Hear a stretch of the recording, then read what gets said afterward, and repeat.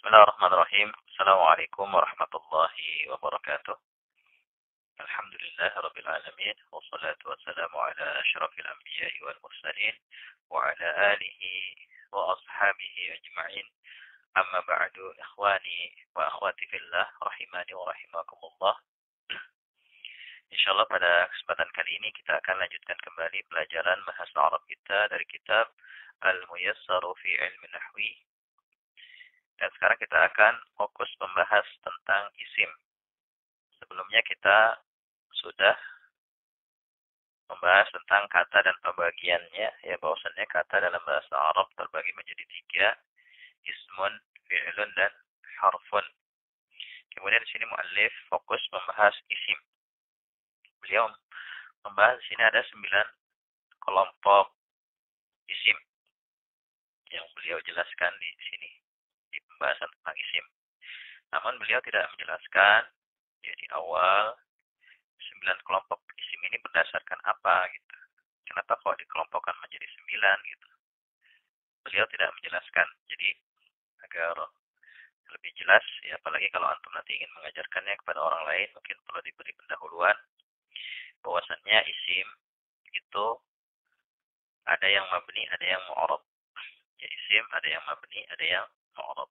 Isim yang mabni itu isim yang harokat akhirnya tetap ya dimanapun posisinya dalam kalimat. Sedangkan isim yang mu'arab itu lawan dari isim yang mabni, yaitu isim yang harokat akhirnya atau bangunan akhirnya bisa berubah-ubah sesuai dengan posisinya atau kedudukannya dalam kalimat. Itu yang pertama yang harus kita pahami. Kemudian yang kedua, isim yang mabni itu jumlahnya terhingga. Bisa dihitung kalau mau ya.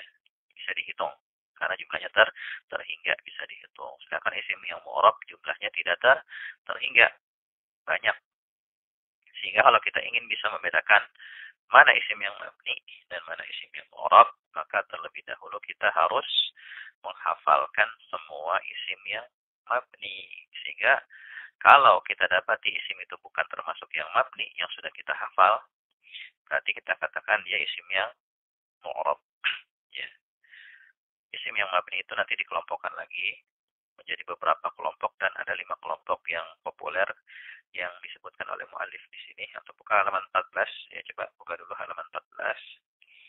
Di situ judulnya Al-Asma'ul Mabniyatu, isim-isim yang mabni.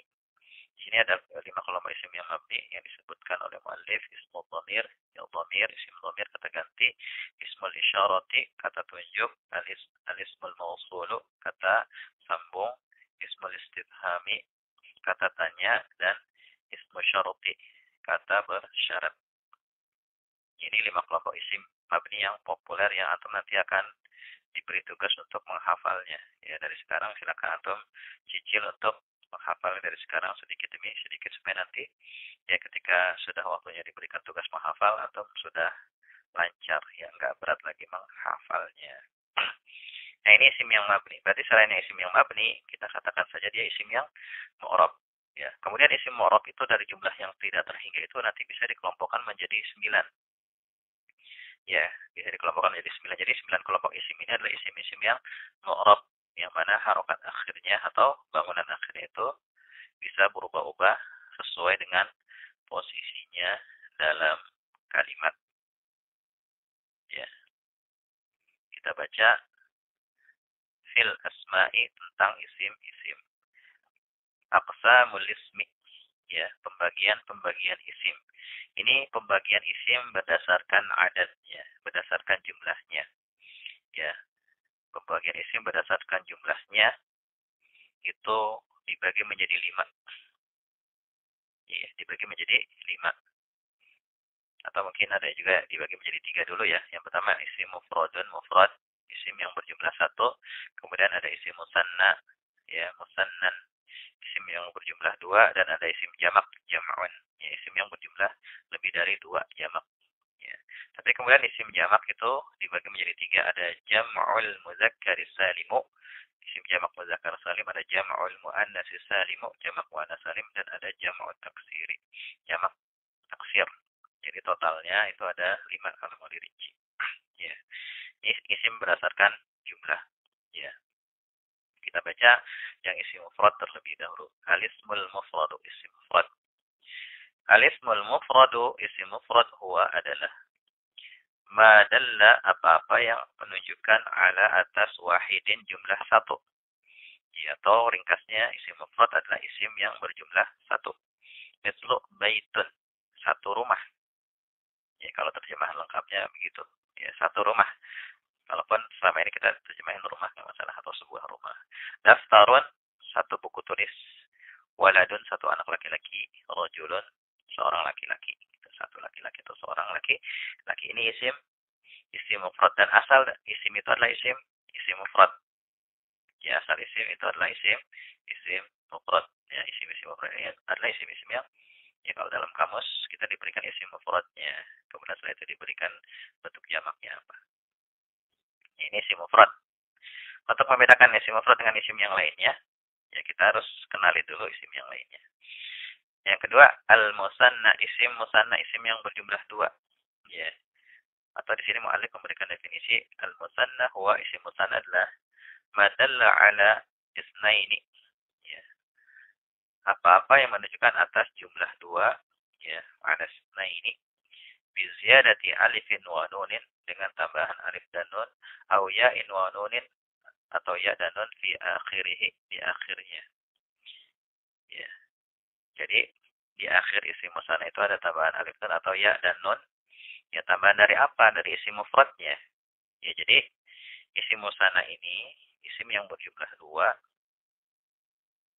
dan dia terbentuk dari isim mufrad dengan menambahkan huruf alif dan nun atau ya dan nun. Ya, di akhir isim mufradnya.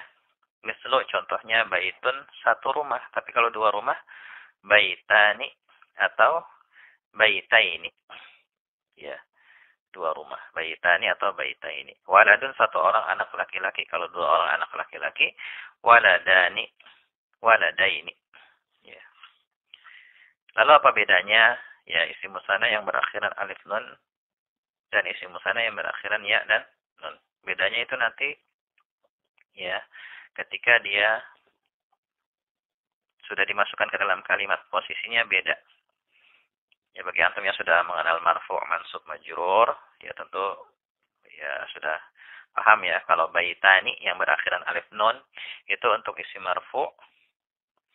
Ya, misalnya dia berkedudukan sebagai mubtada, khabar, fa'il dan seterusnya. Kalau baitaini ketika dia mansub atau majrur. Gitu ya. Atau kita beri contoh. Kalau misalnya kita ngajar untuk tingkatan pemula, ya tentu mereka akan bertanya ya. Biasanya akan bertanya. Apa bedanya? Ya, yang berakhiran alif nun dengan ya nun. Apa bedanya waladani dengan waladaini? Kalau artinya sama-sama dua orang anak laki-laki. Bedanya itu nanti di kedudukannya dalam kalimat, di posisinya dalam kalimat. Kita kasih contoh misalnya ketika dia berkedudukan sebagai pelaku. Ya, misalnya ja'a, telah datang. Telah datang dua orang anak laki-laki. Maka yang kita pilih waladani. Ya, berkedudukan sebagai pelaku, maka pilih yang alif dan nun akhirnya. Ja'a waladani. Telah datang dua orang anak laki. Kalau jadi objek misalnya, maka kita pilih yang waladaini. Ya, misalnya ra'aitu, aku telah melihat waladaini. Bukan waladani tapi waladaini. Kita pilih yang waladaini karena dia berkedudukan sebagai objek. Atau misalnya dia didahului oleh huruf jar. Salamtu ala, aku telah memberi salam kepada. Maka kita pilih yang berakhiran ya dan waladaini. Itu gambaran umumnya. Ya, gambaran umumnya seperti itu. Ya. Kemudian tadi yang isim mufrad, ya mungkin bisa juga kita kasih contoh bahwasannya isim mufrad itu nanti harokat akhirnya itu bisa berubah-ubah sesuai dengan kedudukannya dalam kalimat. Misalnya berkedudukan sebagai pelaku, ja'a waladun. Harokat akhirnya dhammah ketika berkedudukan sebagai pelaku, fa'il. Tapi kalau menjadi maf'ul bih, objek, ra'aitu waladan, fathah. Kalau diawali huruf jar, salamtu ala waladin, jadi kasroh. Itu bentuk perubahan pada isim mufrad. Tapi kalau untuk bentuk perubahan pada isim musanna, tadi itu hanya dua bentuk perubahan. Ya. penjelasan rincinya insyaallah akan datang nanti. Ya, demikian ya pembahasan isim mufrad dan isim musanna. Dan isim musanna bentuknya khas ya. Akhiran alif nun dan ya dan nun. Tapi antum juga harus perhatikan di situ pembentukan dari mufrad ke musanna. Ya, penambahan alif nun, ya nun. Huruf nunnya itu selalu kasroh kan ya. Ni. Ya, ni gitu selalu kasroh. Dan huruf sebelum alif itu fathah, harokatnya yaitu huruf dal waladani. Dan huruf sebelumnya itu juga fathah ya untuk isim musanna. Ya. Nah, setelah itu atau bisa coba ya, berlatih untuk membentuk isim mufrad menjadi isim musanna. Di sini ada at-tamrin latihan ij'al musannan, jadikan musanna. Ya, insyaallah sangat mudah. Ya demikian ya, semoga bermanfaat. Allahu a'lam bishawab. Subhanakallahumma wa bihamdika asyhadu an la ilaha illa anta astaghfiruka wa atubu ilaik. Assalamualaikum warahmatullahi wabarakatuh.